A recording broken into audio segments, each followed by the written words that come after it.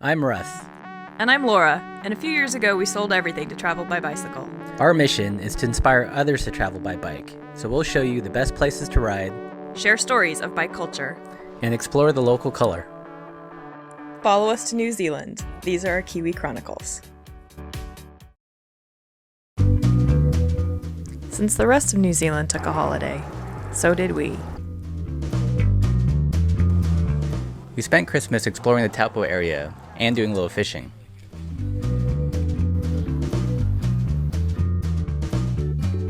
We celebrated our first Kiwi Christmas, and we were introduced to pavlova.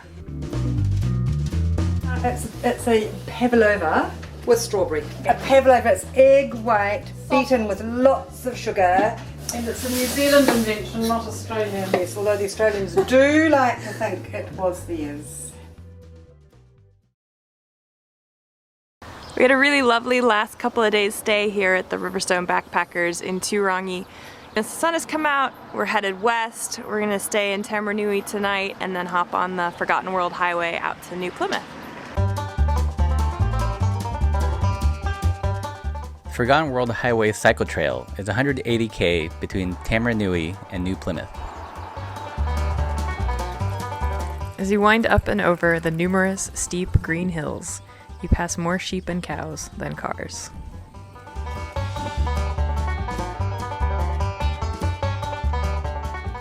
It's extremely remote riding with few services, so we had to carry 3 days worth of food. One of the highlights was Tangarako Gorge, a gravel section that takes you deep into the native bush. Today was our first day down the Forgotten World Highway cycle trail here in New Zealand. It was absolutely an incredibly gorgeous ride, amazing scenery, a heck of a lot hillier than we were expecting. We have made it here to our campsite for the night, and we are in the middle of nowhere, and we feel like we are on top of the world because it's literally at the top of a hill, and it's just spectacular.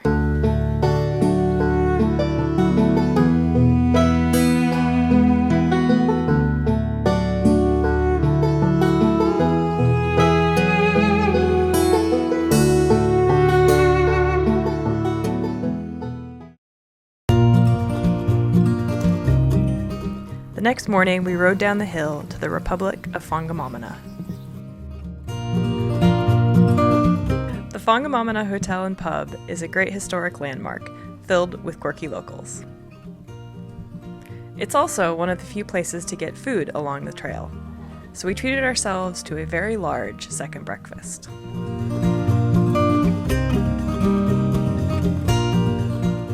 So we're on the Forgotten World Highway and we're working our way very slowly to New Plymouth. We're just hitting a stretch of road here that turns into gravel, and we've been hearing about this stretch for days. It's just terrible. So let's see how the Bromptons do on it.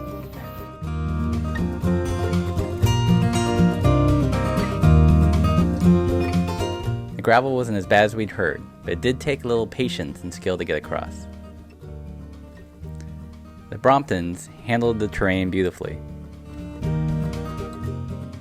We're here in what used to be the little village of Purangi at the old schoolhouse. It's on the property run by this really sweet couple, Ian and Laurel, and they've actually opened it up to cycle tourists coming through on the Forgotten World Highway cycle trail. And it's just a really neat thing to see that they've repurposed this building on their property as accommodation for cyclists that are traveling through. It was built in 1909. It was built as a school, and we've owned it since 1981. We bought it at an auction with this land, and we ended up living in it for 14 years, and we're self-sufficient with power. Jonathan Kennett came through on a bike ride looking for places for cyclists to stay, and stayed here. He found us because there was a flood and he couldn't get through it, and a motorist said to him, go back to Aikens.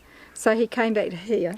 Him and Bronnie, drowned rats, and I said, come in, so they came in and they stayed the night and had tea with us, and we've been buddies ever since, so it was quite nice, really. So you're only the second people to stay in here, actually. Yeah. We don't Over the mind. summer it should get more and more popular, and We just like people. we hope it grows. As we were settling in, we were joined by a bike touring family that was also traveling the Forgotten World Highway.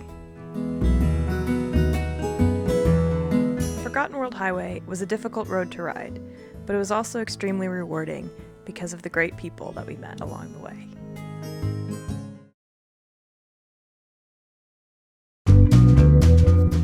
We left Purangi and slowly returned to civilization. The Forgotten World Highway cycle trail ends on the beautiful coastal path in New Plymouth.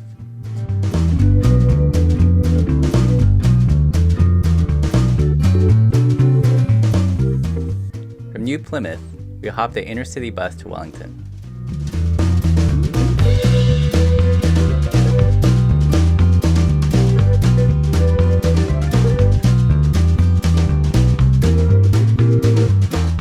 Wellington is New Zealand's capital.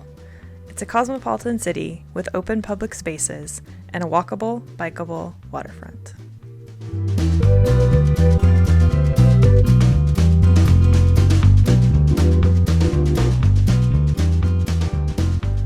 We were in Wellington to talk to the team behind the New Zealand Cycle Trail Network to find out how it all began.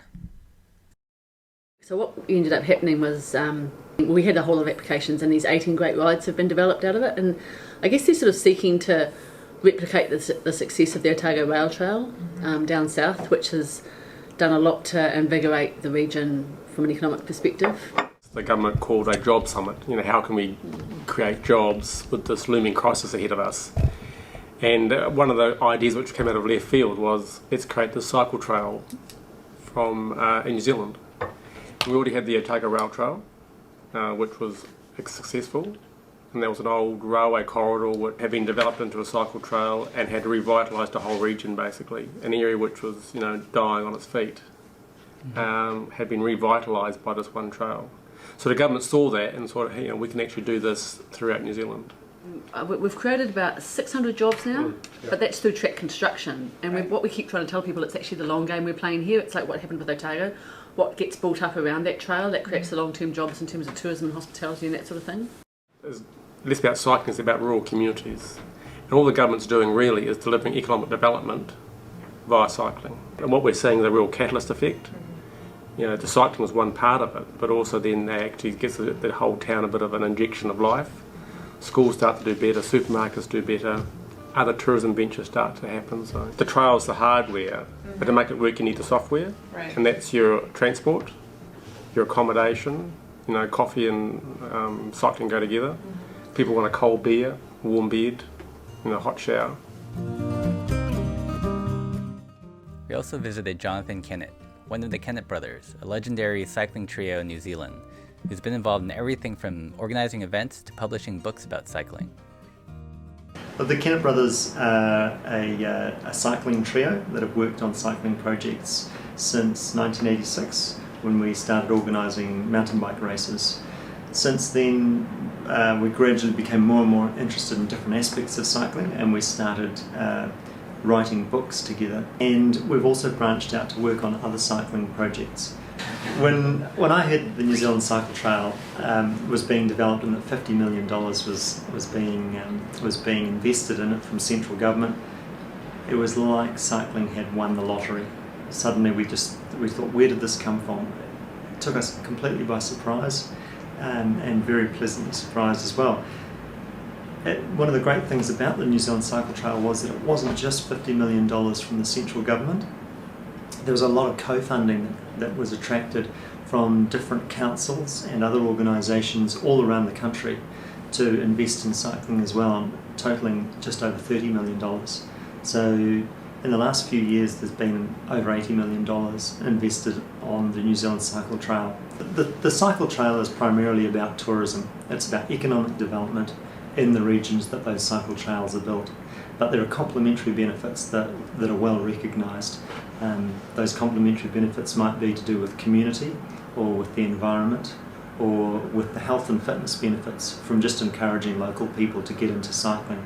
Well, at the beginning of last year, me and my partner decided that we'd cycle the Forgotten World Highway and check it out as a possible route for the New Zealand Cycle Trail. And we didn't even know that Purangi existed. If you Google it, it doesn't tell you anything about it at all. But we were cycling along, and we'd struck some quite bad weather, to be honest. Just as we were cycling into Purangi, a car coming the other way pulled over to talk to us, and we didn't think that was unusual because there are only half a dozen cars use that road per day. But they told us that we couldn't carry on the way we were going. The road was blocked by a flood, and we'd have to head back. And we said, well, we can't go backwards, we've got a bus to catch tomorrow here. And they said, oh, you should go up to that farmhouse just there, only farmhouse in the middle of nowhere. You should go up there and have a talk with Ian and Laurel Atkin. They're really nice people. You'll find them interesting. So we cycled up their driveway and met Laurel and asked her if we could, camp somewhere nearby. And before long, after a little bit of chatting, she said we could camp in the garage, and then after a little bit more chatting, she said we could camp in the living room. And we got on like a house on fire. Ended up having dinner with them and chatting all about the history of the area. I suggested that maybe if this Forgotten World Highway did become part of the New Zealand Cycle Trail, that possibly they could open up the schoolhouse, the old Purangi schoolhouse, which is over 100 years old, to cycle tourists, because there was a real need for accommodation along that section of the road. And she talked with Ian about it, and they decided they would open up the old schoolhouse to cycle tourists, which is great because it's a beautiful building.